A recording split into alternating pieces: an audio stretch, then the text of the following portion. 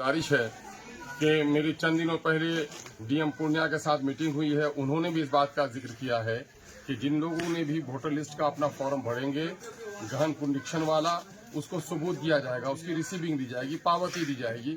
उसी फॉर्म को, जिस फॉर्म आप भर के दे रहे हैं, उसका जब आपका बीएलओ उसमें साइन कर दे, उसका फोटो स्टेट करके एक कॉपी अपने पास रख लीजिए। वर्ड नहीं तो फिर आप कम से कम बीएलओ को फॉर्म देते हुए उसका फोटो ले लीजिए।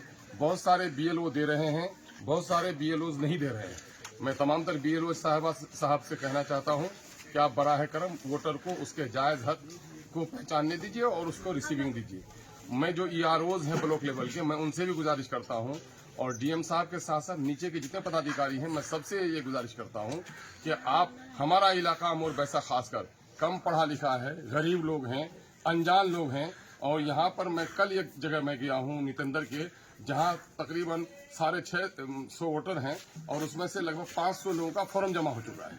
तो ये जल्दबाजी में किया जाना काम कल ही देखा गया है अमोर में कि जिन लोगों ने फॉर्म भरा है, जब ब्लॉक में बैठकर उसको ऑनलाइन किया जाता है तो कई जगह गलत एंट्री कर दी गई है। तो हमारे ऑफिसर हजरात से गुजारिश है कि आप वाहवाही लेने में, आप इलेक्शन कमीशन ने कट ऑफ डेट 25 जुलाई दिया है, लेकिन न जाने किस वजह से आप 15 से ही करना चाह रहे हैं।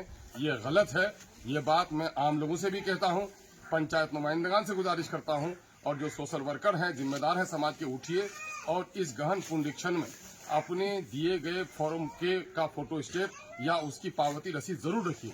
और ये भी देखिए ऑनलाइन में कि आपने जो फॉर्म भरा है उस फॉर्म को सही तौर पर लोग एंट्री कर रहे हैं कि नहीं कर रहे हैं। ये आपके लिए जिम्मेदारी है। आप नहीं देख रहे हैं कि कितनी बातिल ताकतें, कितनी दुश्मन ताकतें सीमांचल को बदनाम करने के लिए, आप देख रहे हैं कि नेशनल मीडिया पर यह बहस चलाई जा रही है कि किशनगंज के इलाके में जितने लोग हैं उससे ज्यादा लोगों के पास आधार कार्ड है। ये वो बेईमान लोग और नाकारे लोग हैं जिनको खुद शक्ति नहीं है। ये हुकूमत को शर्म से डूब मरना चाहिए कि जहां पर अगर 100 लोग हैं, 126 लोगों के नाम से आधार कार्ड कैसे जारी हुआ, किनके जरिए से जारी हुआ, ऐसे लोगों पर क्या कार्रवाई की। अगर कोई बांग्लादेशी है तो उसको निकालते क्यों नहीं है, बिला वजह इस इलाके को बदनाम क्यों करते हैं। ये काम होना चाहिए।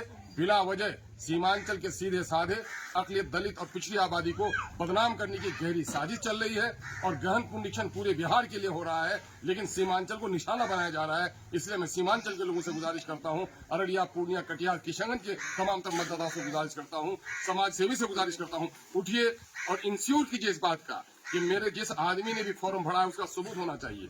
अगर आपने फॉर्म भर दिया है और आपके पास जो वाजिब डॉक्यूमेंट्स अगर नहीं भी हैं तो वाजिब डॉक्यूमेंट्स बाद को भी लगाइए। अभी जो ये सहल पसंदी आप देख रहे हैं, जो इलेक्शन कमीशन ने आपको दिया है कि बगैर किसी के प्रूफ को दे दिए, ये बर्डन ऑफ प्रूफ बाकी रह जाएगा। कल सबूत आपको पेश करने पड़ेंगे। अगस्त के महीने में आपको नोटिस होगी, आपके घर पर आएगा, फिर आपसे उस वक्त सबूत मांगा जाएगा। इस वक्त मुझे यह भी खबर मिली है कि सीओ ऑफिसेज में लोगों के निवास प्रमाण पत्र नहीं बनाए जा रहे हैं। आप निवास प्रमाण पत्र की दरख्वास्त दीजिए। अगर नहीं बना रहा है तो अपने जिला के डीएम साहब से गुजारिश कीजिए, हम लोग को खबर कीजिए। क्यों नहीं बनाएंगे ये? हमारे पास कोई सर्टिफिकेट नहीं। हमारे यहाँ लोग जो सिविल रजिस्ट्रेशन है जन्म मरण का, ये सही तौर पर यहाँ पर होता नहीं है। दूसरा मामला यह है कि 14% से ज्यादा लोगों के पास सर्टिफिकेट नहीं है। यहाँ पर 25% लोग ऐसे हैं जो लोग बेघर हैं, उसके पास जमीन नहीं है, सैलाब में जमीन कट गए। तो ऐसे लोगों का ये वाजिब अधिकार है कि वो अपना निवास प्रमाण पत्र बनाए। निवास प्रमाण पत्र बनाने के लिए अगर कोई सीओ लापरवाही करता हो तो आप कंसर्निंग ऑफिसर से, वहां के